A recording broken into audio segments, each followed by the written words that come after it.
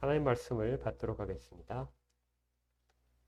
하나님 말씀은 히브리서 1장 1절부터 3절까지의 말씀입니다.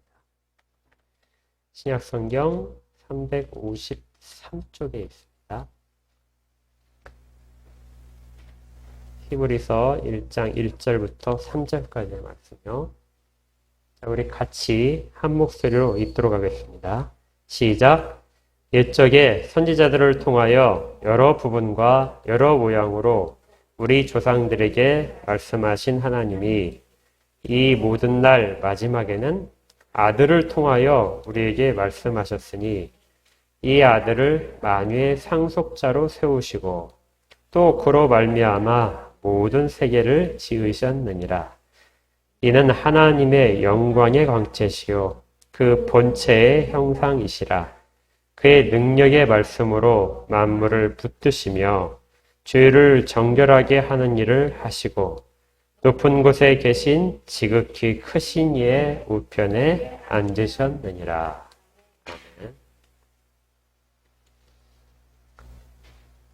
자, 우리가 지난주까지 에베소서를 살펴봤었는데요. 이번 주부터는 히브리서를 같이 살펴보도록 하겠습니다. 히브리서는 다른 성경에 비해서 전통적으로 어려운 성경이다 이렇게 소문이 나 있어요. 그리고 어려울 뿐만이 아니라 루터 같은 경우에는 성경의 좀 가치라고 할까요? 그건 좀 지나친 표현이지만 그리스도로 인한 의롭게 되는 일들, 칭의가 히브리서에서는 좀 약하다. 그래서 히브리서의 가치를 좀 뒤쪽으로 밀어놨습니다. 그러니까 지금 우리 성경하고 루터가 이렇게 번역하면서 만든 성경하고는 순서가 좀 달라요. 그만큼 좀 어렵고 또 내용적으로도 다른 성경과 조금 다른 점들이 있는 것이 분명합니다. 그리고 이제 어렵다는 이유가 뭐 때문인가 이렇게 보면요, 구약에 대한 내용이 굉장히 많이 나옵니다. 구약 성경을 직접적으로 인용하는 그런 구절들이 꽤 많고요. 구약에는 율법에 대한 설명, 그 다음에 성전과 장막에 대한 내용, 그리고 제사장에 대한 내용들, 그 다음에 구약의 족보, 이런 것들이 아주 정말 세밀하게 잘 드러나 있기 때문에 구약을 모르고서는 이 히브리서를 잘 이해할 수 없게 되죠. 그래서 아마 어렵다고 한 것 같습니다. 그러면 왜 히브리서가 이런 구조를 가지고 이런 내용을 다루고 있는가? 히브리서라는 그 제목 자체에 있어요. 히브리서라는 말은 원래 제목은 히브리인들에게 하는 제목입니다. 그러니까 신약 성경에서 아주 독특하게도 히브리서는 유대인들을 대상으로 분명하게 쓰여진 편지라는 것이죠. 어디에는 유대인들인지는 모릅니다. 그렇지만 아마 그 모든 유대교의 몸을 담고 있으면서 유대인이면서 기독교로 개종한 사람들에게 보낸 편지라고 그렇게 이해하면 되겠습니다. 왜 이렇게 유대인들에게 별도의 편지를 보내야 했을까요? 우리 마태복음을 공부할 때도 잠깐 살펴봤었는데요. 유대인이면서 기독교인이 된다는 것은 당시에는 매우 어려운 일이었습니다. 가장 큰 핍박은 유대인들로부터 찾아왔었죠. 사도행전은 그 유대인들이 기독교인들을, 예수를 믿는 사람들을 어떻게 핍박을 했는지 바울 그 전체에 대한 내용을 다 보여줄 만한 특이한 것이죠. 유대인으로서 기독교인으로 사는 것은 당시에는 정말 힘든 상황이었어요. 이런 질문들이 가능하죠. 왜 동일하게 구약의 조상을 두고 또 동일하게 구약을 성경으로 믿고 있고 하나님의 말씀으로 믿고 있고 선택받은 자라는 것을 믿고 있는데 왜 유대교는 기독교를 핍박하는가? 도대체 무엇이 다른 점이 있는가? 그리고 왜 우리는 유대교로 돌아가면 안 되는가? 그런 부분에 대한 답들이 히브리서에 나오게 됩니다. 제가 이제 이 히브리서를 강의를 하겠다고 이제 결정을 한 것은요, 구약에 대한 것을 우리가 어느 정도 이미 했기 때문에 그렇습니다. 이 히브리서에 묘사되어 있는 구약에 대한 내용들을 우리는 모세오경을 이미 이제 성경 읽기를 통해서 살펴봤기 때문에 어느 정도는 이제 구약에 대해서 조금 익숙해지셨을 거라고 그렇게 생각을 하고요. 그리고 또한 구약과 신약의 다른 점, 그리고 구약을 왜 소홀히 하면 안 되는가 하는 부분들에 대한 그런 답변도 우리가 하나씩 하나씩 살펴볼 수 있을 것입니다. 우리가 이 히브리서를 다룸에 있어서 꼭 기억해야 될 것이 있다면 구약에 대한 내용들을 조금 더 자세히 다시 살펴보는 것. 그 다음에 정말 히브리서가 목적으로 하는 것이 무엇인가에 대해서 우리가 초점을 맞춰서 하나의 말씀을 듣는 것. 이러한 것들에 대해서 유념하시면서 같이 이제 히브리서를 같이 하나의 말씀을 받아 이해를 하도록 하겠습니다. 히브리서 전체를 한번 먼저 살펴볼 텐데요. 히브리서에서 가장 큰 구조를 살펴보면 이렇게 되어 있습니다. 1장 1절과 2절인데요. 제가 다시 한번 읽을게요. 1절, 옛적에 선지자들을 통하여 여러 부분과 여러 모양으로 우리 조상들에게 말씀하신 하나님이 이 모든 날 마지막에는 아들을 통하여 우리에게 말씀하셨다.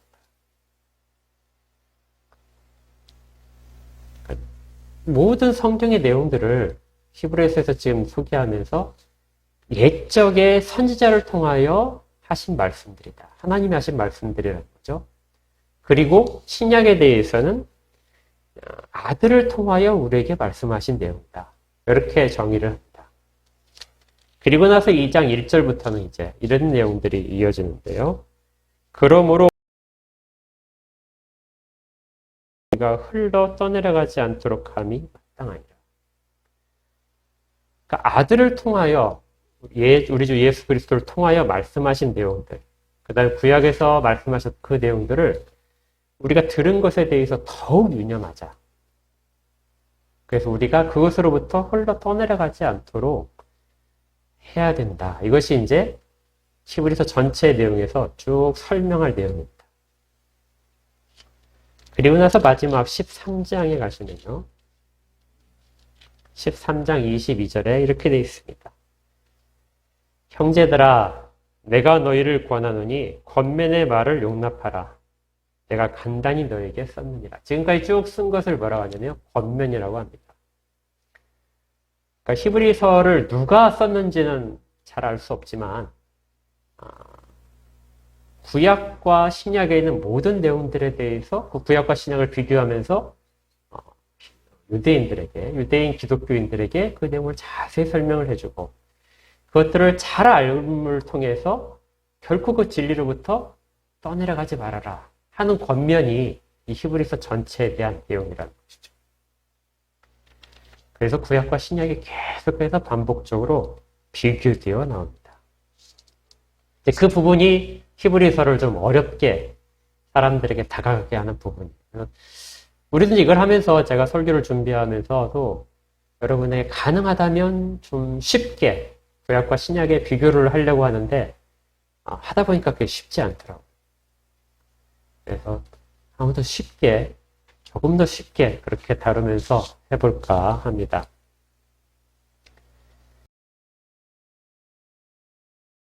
그래서요, 1장 1절과 2절에 옛적의 선지자를 통하여 여러 부분과 여러 모양으로 우리 조상들에게 말씀하신 거, 이것이 구약이라고 그랬죠. 구약과 2절에 있는 거, 이 모든 날 마지막에는 아들을 통하여 우리에게 말씀하셨다. 이 내용은 과연 어떻게 차이가 있을까요?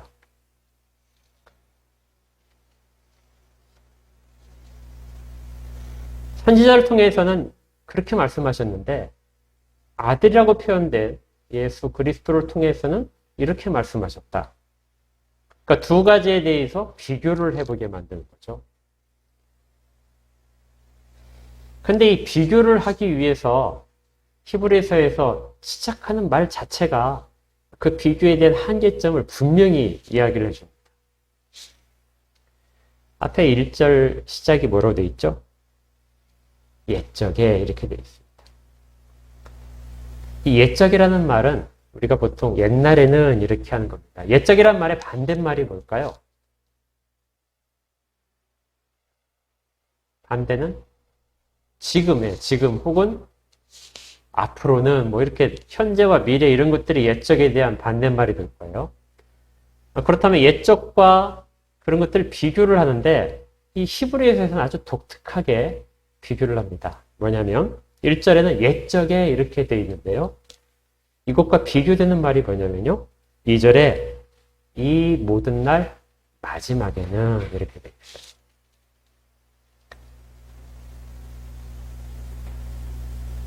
이것을 이해하지 못하면 히브리서 전체를 이해하지 못하게 됩니다. 왜 옛적에 해놓고 앞으로는 지금은 이렇게 하지 않고 이 모든 날의 마지막에는 하고 시작을 할까요?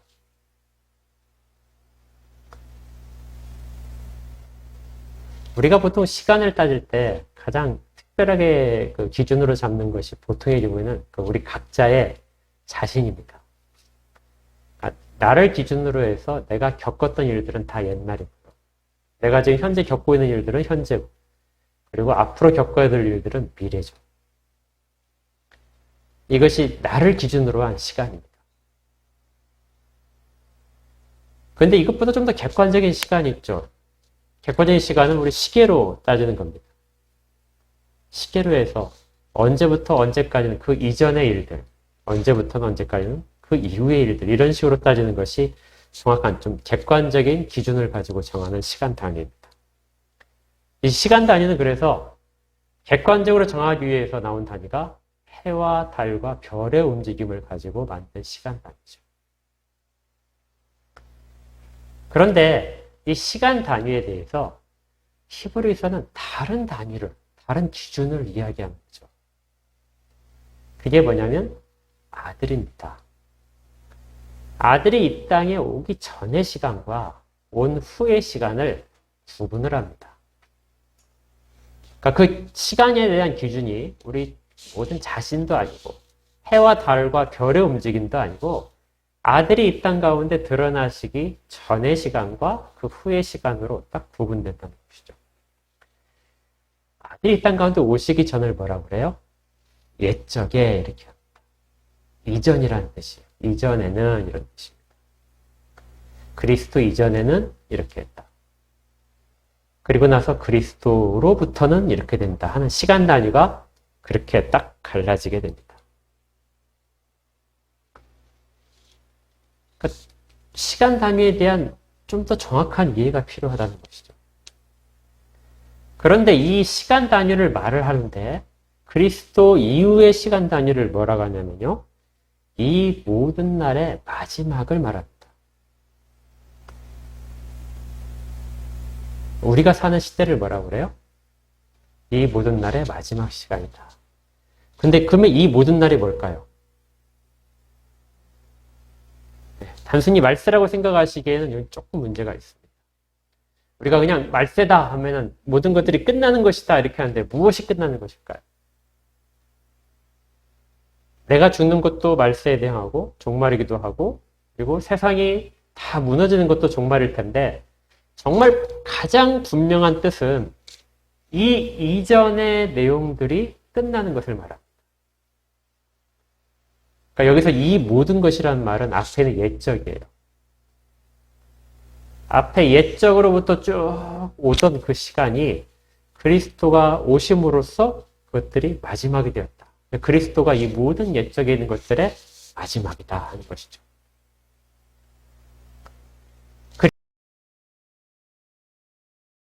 그리스도와는 관련이 없는 새로운 것들이 진행되는 것이 이 바로 마지막이라는 말 속에 들어있습니다. 그래서 시간에 대한 개념을 당시 히브리 사람들에게 이 히브리서의 저자가 어떻게 제공하고 있는지 그리고 그에 대해서 어떻게 시간 개념을 가지고 있어야 되는지를 우리가 이해할 필요가 정말 중요한 것이죠. 그래야 히브리서 전체를 이해할 수 있습니다. 그래서 히브리서는 이 시간과 공간에 대한 개념부터 사람들에게 소개시켜 주는 거예요. 그럼 우리 한번 유대인들 입장에서 한번 시간에 대한 개념을 다시 살펴볼까요? 유대인들은 시간에 대해서 어떻게 이해하고 있었냐면요. 우리가 아는 것처럼 하늘과 달과 별들의 움직임으로 시간을 정한다는 걸 알고 있었습니다. 그것이 이 세상의 시간의 흐름이고 질서죠. 그런데 창세기에 보게 되면 우리 잘 아시는 창세기 1장을 한번 보십시오. 창세기 1장 1절에 태초에 하나님이 천지를 창조하시니라 이렇게 시작되는데요. 우리가 사용하는 시간 단위가 나타나는 구절이 있습니다. 언제부터죠? 해와 달과 별이 만들어진 때부터죠. 그래서 제 넷째 날이 되었을 때 그 14절부터 그 내용이 있는데요. 하나님이 이르시되 하늘의 궁창에 광명체들이 있어. 그래서 광명체라는 말은 빛을 내는 것들을 말합니다.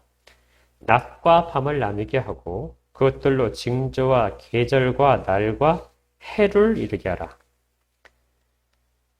그 다음에 16절에 보니까 하나님이 두 큰 광명체를 만드사 큰 광명체로 낮을 주관하게 하시고 작은 광명체로 밤을 주관하게 하시며 또 별들을 만드셨다. 이때 넷째 날부터 우리가 알고 있는 시간이 계산되기 시작한 겁니다. 그러니까 이건 이 세상의 시간이 이제부터 그 넷째 날부터 찰칵 지나가는 것이죠. 그렇다면 그 앞에 있는 시간대는 뭘까요? 첫째 날, 둘째 날, 셋째 날이라고 했던 그 시간대는 우리가 가지고 있는 시간대와는 다른 시간대입니다.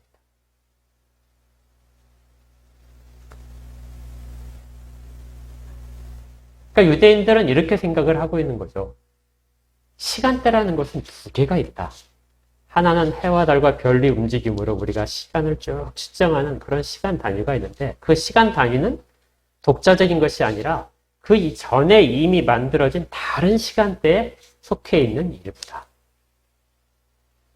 그것이 나타나기를 이런 식의 기준으로 해서 정해져 있을 뿐이다. 우리 세상에는 그 기준이 있을 뿐이다. 이렇게 이해를 하고 있는 겁니다. 더 크고 근본적인 시간대가 있다. 시간이 흘러가는데 우리가 살고 있는 이 시간대는 역사라는 이 시간대는 특정한 그 중에 일부이다. 그런가 하면 공간에 대한 것도 그렇습니다. 우리가 지금 이 세상에 땅이 있고 하늘이 있죠. 창세기 1장에 보게 되면 하늘과 땅에 대한 이야기가 나오는데요.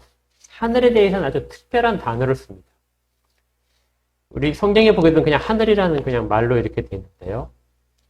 히브리어 원문을 보게 되면 거기에 보게 되면 복수로 되어 있습니다. 그러니까 하늘은 단수가 아니고 뭐예요? 복수예요. 조금 더 이제 정확하게 하면 복수하게 되면 여러 개도 있고 두 개도 있을 수 있는데 이 하늘이라는 단어는 두 가지가 한꺼번에 있는 그걸 쌍수라고 하는데요. 두 개가 한꺼번에 함께 사용되는 단어가 하늘입니다. 그러니까 영어에는 이제 이게 남아 있어요. 여러분들이 그 양말을 하게 되면 양말은 하나가 아니죠. 한 짝이 되죠, 항상. 그 영어로 표현하게 되면 뭐라고 하죠? 양말의 단어가 여러 가지 있지만 그 끝에 S자를 붙이죠. 여러분들 스타킹도 마찬가지예요. 스타킹도 좀 긴 양말의 스타킹인데 스타킹에 항상 끝에 S자를 붙여서 쓰죠. 한 짝만 갖고는 사용을 하지 않습니다. 원래는 단수인데 두 개가 항상 있어야 되기 때문에 S자를 붙여서 복수를 하나의 단어로 그냥 취급하는 거죠. 이걸 쌍수라고 합니다. 그런데 성경에 나오는 최초의 쌍수가 뭐냐면 하늘이에요. 하늘이 왜 두 개로 이렇게 두 개가 한꺼번에 모이는 곳으로 이야기할까요?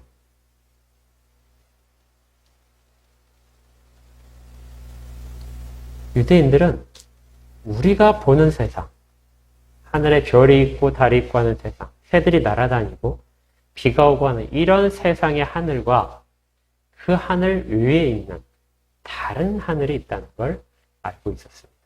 그게 창세기에서 보여주는 거거든요. 궁창 아래의 물과 궁창 위의 물을 나누는 그 궁창을 하늘이라고 하는데요. 그 궁창이 하나가 아니라 두 개다. 그래서 하나님이 계신 곳을 하늘나라 이렇게 얘기를 했던 거죠. 하늘은 그래서 이 땅에 우리가 살고 있는 하늘이기도 하지만 다른 하늘이 함께 있는데 그 하늘은 하나님이 계신 지극히 거룩한 그걸 항상 생각하고 있었습니다. 그러니까 우리가 사는 세상이라는 이 공간은 전체적으로 더 큰 근본적인 공간 안에 하나의 일부분에 지나지 않는다.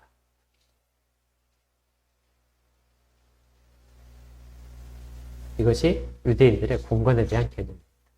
그러니까 시간과 공간이 모두가 다 좀 더 근본적인 것이 있고 그 중에 일부의 것들, 나타나는 현상적인 것들이 그 가운데 포함되어서 우리가 살아가는 공간이다.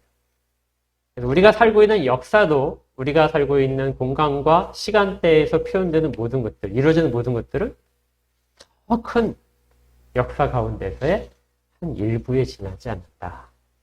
이렇게 보는 것이죠. 이것이 유대인들이 갖고 있던 세계관입니다. 그리고 성경이 실제적으로 가지고 있는 세계관입니다.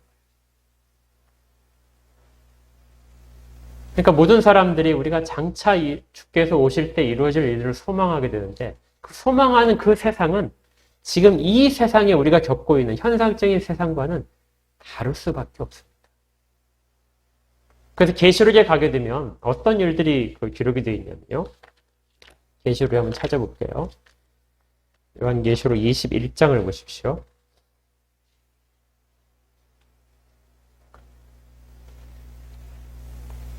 요한계시록 21장 1절에 보시면 또 내가 새 하늘과 새 땅을 보니 처음 하늘과 처음 땅이 없어졌고 바다도 다시 있지 않더라. 그러니까 지금까지 우리가 현상적으로 살고 있는 이 세상이 사라지고 있는 것입니다.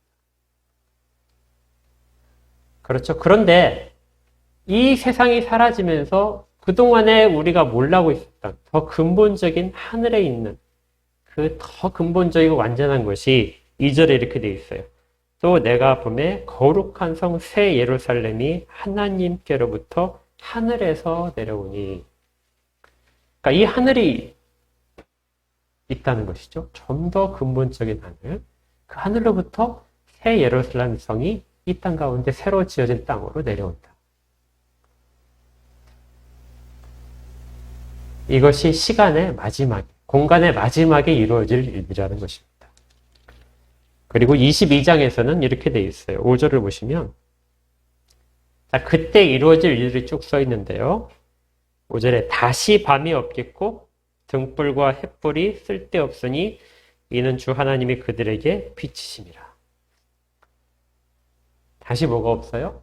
다시 밤이 없다. 밤과 낮의 시간 변화로 그것이 교대로 반복되면서 시간이라는 것이 흘러가는 것으로 그렇게 정리가 되어 있는데 그렇지 않고 밤이 이제 없다. 낮만 계속된다. 그러니까 우리가 지금 갖고 있는 시간의 기준들이 사라질 거라는 것이죠.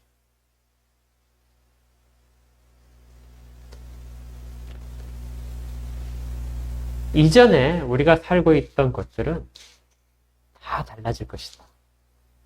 자, 그렇다면 우리가 살고 있는 현상적인 세계와 정말 더 근본적인 세계, 우리가 현재는 보지 못하지만 더 근본적인 세계가 연결되는 통로가 어디 있느냐? 그 통로에 대한 문제가 나옵니다. 그 통로가 바로 그리스도이다. 그래서 그 그리스도께서 태초에 있었던 그 근본적인 빛이 그리스도를 통해서 나타난다. 이걸 하나님의 영광의 광채라고 표현합니다. 그러니까 우리를 그 영원한 세상 가운데 포함시키시는 분은 그리스도밖에 없는 거죠. 다른 어떤 것들도 가능하지 않습니다. 그럼 그리스도가 어떤 분이길래 그 일을 가능케 할까? 거기에 대한 설명이 히브리서가 보여주는 그리스도에 대한 설명입니다. 그렇다면 그리스도가 이 땅 가운데 드러나시기 전에, 나타나시기 전에 이루어진 일들은 무엇인가? 그때도 여전히 하나님은 이 세상이 모두가 다 아니고 다른 세상이 있다는 것. 다른 세상이 이 세상을 포함하고 있다는 것. 그리고 그것들 모두가 다 하나님의 통치 가운데 있다는 것을 숨기지 않고 보여주셨습니다. 이 땅에 있는 사람들은 전혀 거기를 갈 수도 없고 알아차릴 수도 없는데 하나님이 직접 보여주심으로써 그런 일들이 나타나게 되죠. 그걸 계시됐다 이렇게 합니다. 누구를 통해서 계시하셨어요? 선지자들을 통해. 하나님이 그렇게 원하셨고 그래서 사람들 가운데 어떤 사람들을 특별히 택하셔서 하나님의 말씀을 주시고 그들로 하여금 그 하나님에 대한 세상, 우리가 아는 세상 외에 다른 세상에 대한 것들을 보여주시고 알게 하시고 기록하게 하신 것입니다. 그리고 특별히 그걸 듣는 사람들이 있었는데 히브리서 1장 1절에 뭐라고 되어 있어요? 우리의 조상들입니다. 그러니까 유대인들은 우리 조상들이 그렇게 특별한 선택을 받았다. 하나님의 백성으로 선택받았다는 것은 그냥 단순히 하나님이 다스리시겠다 하는 그런 통치 방법이 아니고요. 하나님이 그들에게만 완전한 세상, 하나님이 정말 만드신 세상, 이 땅의 표면적인 세상이 아니고 좀 더 근본적이고 영원한 세상에 대한 것들을 보여주신 백성. 그들이 바로 이스라엘 백성이었다.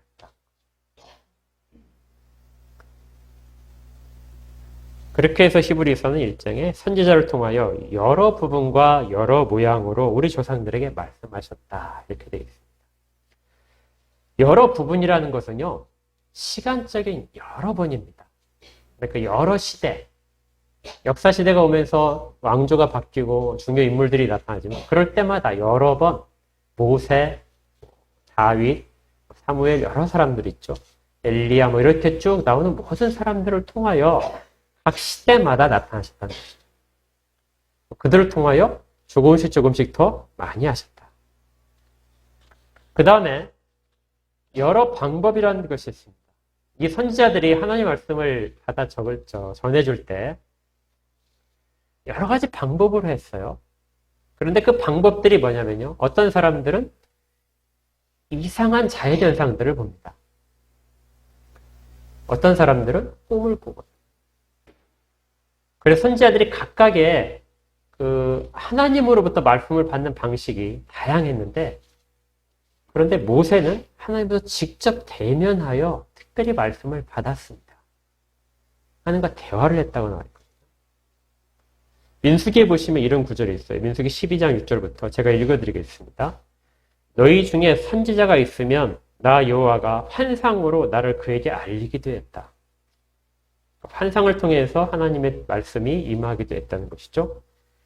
꿈으로 그와 말하기도 했다. 선지자들은 꿈속에서부터 하나님으로부터의 말씀을 받아들이기도 했다는 것입니다. 그러나 내 종 모세와는 그렇지 아니하니 그는 내 온 집에 충성함이라. 그와는 내가 대면하여 명백히 말하고 은밀한 말로 하지 않았다. 그러니까 이러한 부분들은 선지자들이 여러 가지 방법으로 하나님의 말씀을 받고 그것들을 백성들 가운데서 전했다고 하는 것입니다. 그런데 이 선지자들이 각 시대마다 다양한 방법으로 전했다 하더라도 선지자들이 전한 내용들은 부분적일 수밖에 없어요. 선지자들이 아무리 감동을 받았더라도 하나님의 뜻을 그대로 다 100% 전하기에는 부족했습니다. 그들도 부족한 인간이고 그들이 전하지는 그 내용과 언어들도 부족한 상태이기 때문에 그렇죠. 그래서 계속해서 반복적으로 선지자들이 와야 됐습니다. 또 그들이 하나님의 말씀을 전해서 만들어둔 모든 제도도 사실은 부분적이고 일시적일 수밖에 없었죠. 이 땅의 것들이 사실은 다 일시적인 것들입니다. 부분적. 제사를 지낸다 하더라도 다시 제사를 지내야 되죠. 제사를 지내면서 죄를 씻었어요. 다시 죄를 안 짓습니까? 다시 죄를 짓죠. 그럼 구약의 백성들은 다시 죄를 져요. 성막을 지은 물건들도 시간이 지나면 헤어져요. 그래서 다시 보수를 해야 됐습니다. 성전도 무너지는 부분을 보수하기 위해서 성전세를 걷어야 했고요. 모든 것들은 다 일시적이고 부족하게 됩니다. 그런데 이것들에 대해 하나님의 뜻이 있는 거죠. 여러분들 이런 경험 다 해보셨을 겁니다. 여러분들이 만약에 두통이 있어요. 우리가 몹시 아픕니다. 참을 수 정도로 아파서 그 약을 먹게 되죠. 진통제를 먹었어요. 그랬더니 두통이 잠시 후에 사라졌습니다. 그런 경우 다 있으시죠? 조금 더 시간이 지났어요. 그랬더니 진통제 효과가 사라져서 다시 두통이 시작됐어요. 그러면 어떻게 하죠?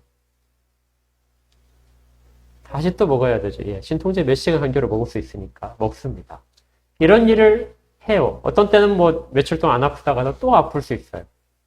자, 그렇게 그런 일들이 자꾸 반복된다고 생각해 보십시오.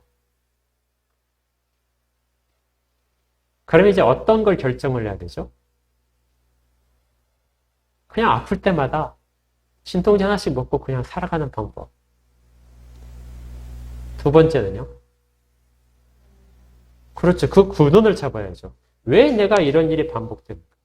그 근원을 잡아서 내가 진통제를 다시 먹지 않을 정도로 두통이 사라졌으면 좋겠다 하는 마음을 가지게 됩니다. 우리 대부분이 다 어떤 선택을 하죠? 두통을 제거시키기. 이대로는 살기가 힘드니까, 정상적인 생활이 힘드니까 그걸 제거시켜야 되겠다. 그래서 검사도 받고 치료도 받게 됩니다. 왜 우리 일상생활에서 이렇게 하면서 죄에 대한 문제나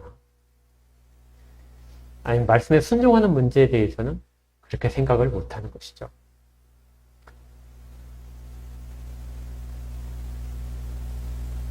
아마 정말 하나님 앞에서 순종하려는 마음을 가진 그러한 유대인이었다면 이전에 구약 시대에도 그런 질문이 들었을 겁니다. 계속해서 죄를 짓고 나서 가서 제사를 지내고 그 죄를 사함을 받고 계속 이런 일을 반복하면서 나는 어떻게 하면 이 일들을 다시는 하지 않을 수 있을까? 어떻게 하면 내가 다시 죄에 빠지지 않을 수 있을까? 이런 부분에 대한 궁금증과 방법을 찾기 위한 노력이 당연히 있어야 됐을 것입니다.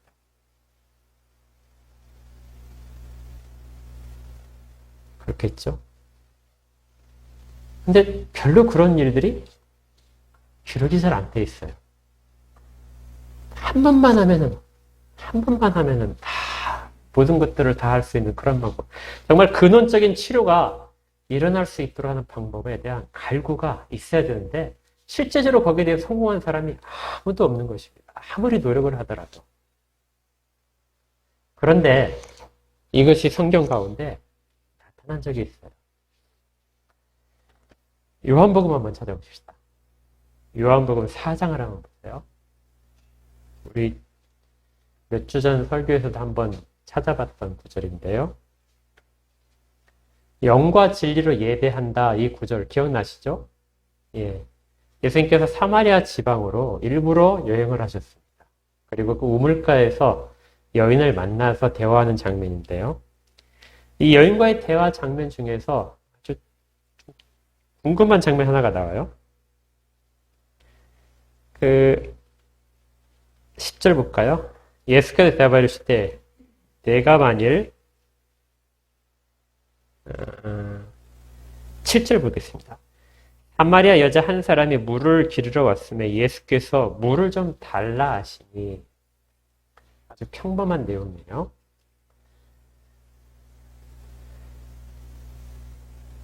자, 근데 10절에 보십시오. 예수께서 대답하여 이르시되 네가 만일 하나님의 선물과 또 내게 물 좀 달라는 이가 누구인 줄 알았더라면 네가 그에게 구하였을 것이요 그가 생수를 너에게 주었으리라.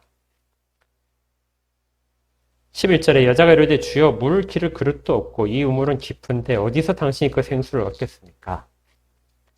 12절 우리 조상 야곱이 이 우물을 우리에게 주셨고 또 여기서 자기와 자기 아들들과 짐승이 다 마셨는데 당신이 야곱보다 더 크니까. 물을 마시는 장면에서 조금씩 구약에 대한 이야기로 들어갔다가요.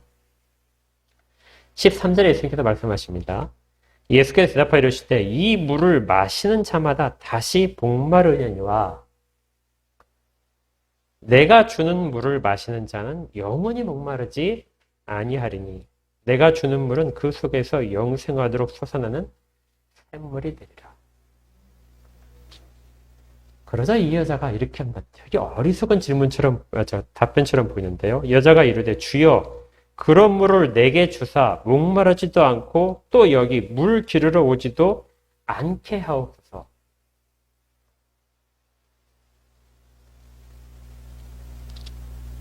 정말 이 여자는 내가 목이 계속해서 물을 마셔도 시간이 지나면 계속 목이 마르는데 정말 내 안에서 생수가 쏟아난다면 목이 마르지 않을 것 같습니다. 그렇죠? 그러니까 내가 그 물을 마셔서 정말 앞으로 한 번도 목이 마르지 않도록 그렇게 좀 해주십시오. 이 여자는 매일 물을 기르러 이 우물에 왔었을까요? 그 우물에서 물을 깃는 것이 쉬운 일은 아닙니다. 돌덩이를 막고 있는 저 덮개도 다 밀어서 해야 되고요. 우물이 크다면 그 덮개도 되게 힘들거든요.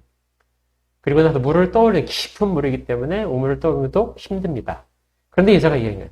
내가 다시는 여기 와서 물을 길어가지 않아도 되게 그렇게 내게 해주십시오.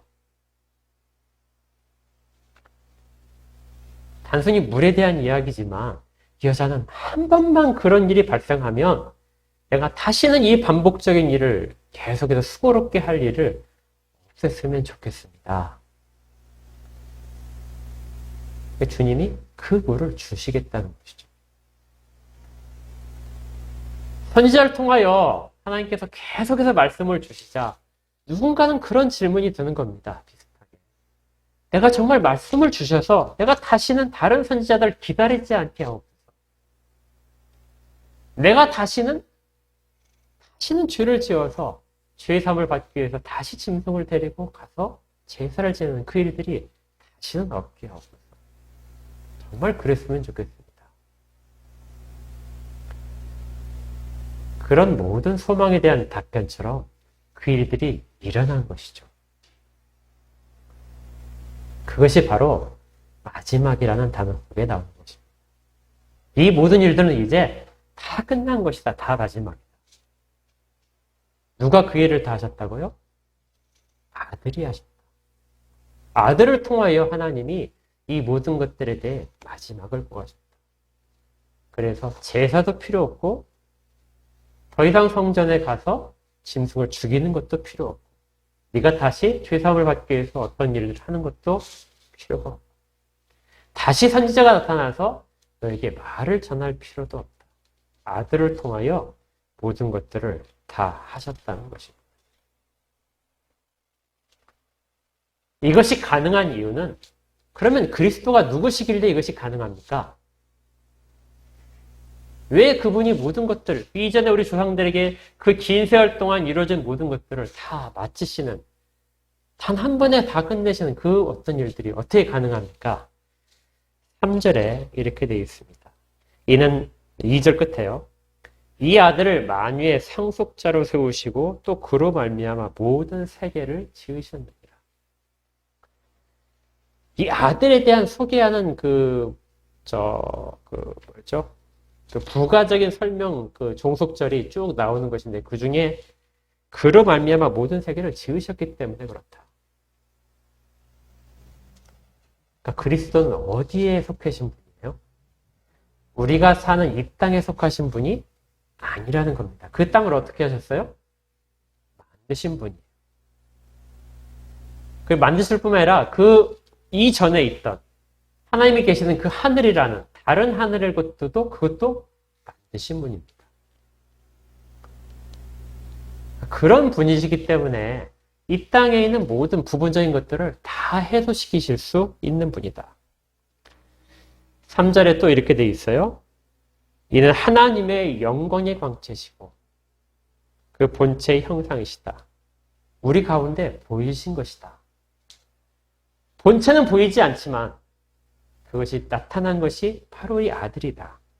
그의 능력의 말씀으로 만물을 붙들고 계시다. 지금 운행하는 모든 것들은 그의 능력의 말씀으로 현 상태가 이루어진 것이다. 그렇기 때문에 그분이 이 모든 일들을 하시는 분이라는 것이죠. 그 말씀이 이전에는 유대인들에게만, 조상들에게만 전해졌는데 지금은 모든 사람들 간에, 유대인이 아니더라도 그리스도를 영접하는 모든 자들에게 이 일들이 일어나고 있다는 것입니다.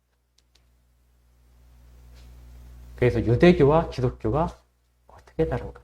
유대교 가운데 머물러 있는 사람들은 기독교 가운데 전혀 들어올 수 없는 것이죠. 이전의 세상에서 나오는 그 그림자와 일부분에 갇혀가지고 살아가는 사람들이 유득에 머물러 있는 사람들. 그것보다 훨씬 더 큰 가치, 진실한 진리와 생명 가운데로 드러나서 끌려 나온 자들이 바로 우리 기독교인들이다.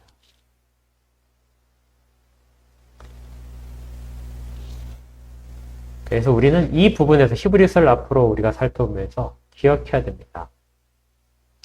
우리가 믿는 예수가 어떤 예수인가? 이 세상 가운데에서 우리가 겪고 있는 모든 일들에 대한 것들을 조율하시는 그런 단순한 일들을 하시는 것인가?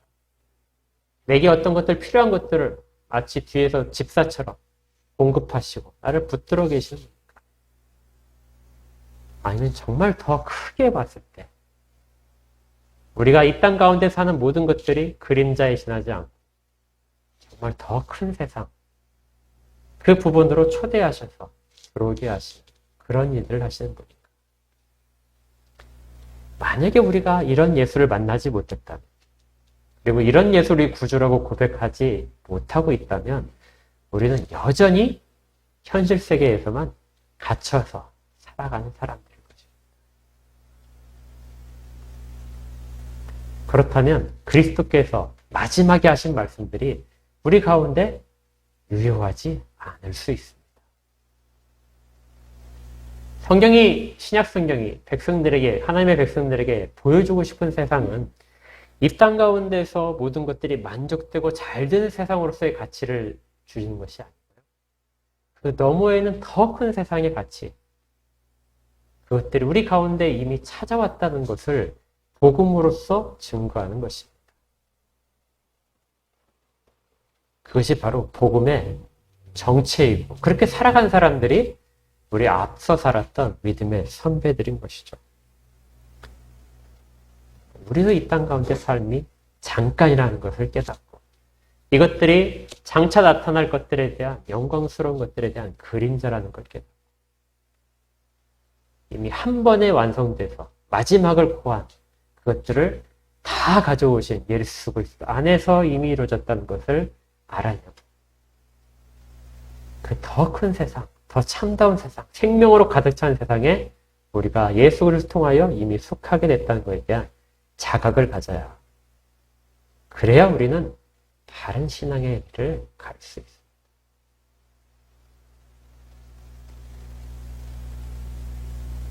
기독교가 세상 가운데 드러나는 이 세계관은 유대인들이 갖고 있던 세계관에서 훨씬 더 확장된 것입니다. 그들로서는 감히 상상하지 못하는 그런 것들이 이미 일어났다는 것이죠. 우리는 지금 그 새로운 시간대와 새로운 공간 속을 살아가고 있는 것입니다. 우리의 영혼도 이전에 매여 있지 않고 새롭게 된 것이죠. 그래서 이 모든 것들이 다 마지막을 고한 순간부터 우리는 새롭게 된 존재로서 살아가고 있는 것입니다.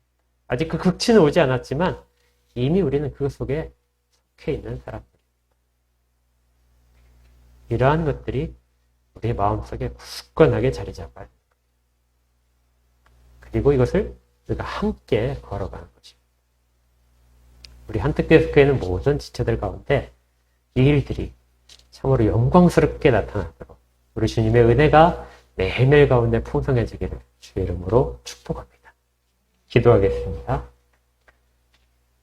하나님, 감사합니다. 사랑하는 주의 자녀들, 그 사랑이 얼마나 큰지 이 땅 가운데서 정말 쳇바퀴 돌듯이 제한된 세상과 시간 속에서 살아가야 될 모습들이 얼마나 큰 것들을 이미 맛보았는지 그리고 예수를 통하여 어떻게 그 속에 속하게 되었는지를 알게 되었습니다.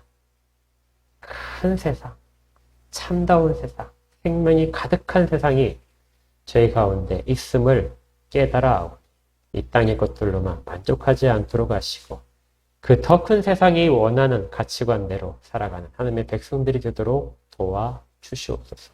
이 땅의 일들도 하늘 일처럼 다 뜻이 이루어지기를 저희가 매일 소망하며 주 앞에 서게 하여 주시옵소서. 예수 그리스도 이름으로 축복하며 기도합니다. 아멘.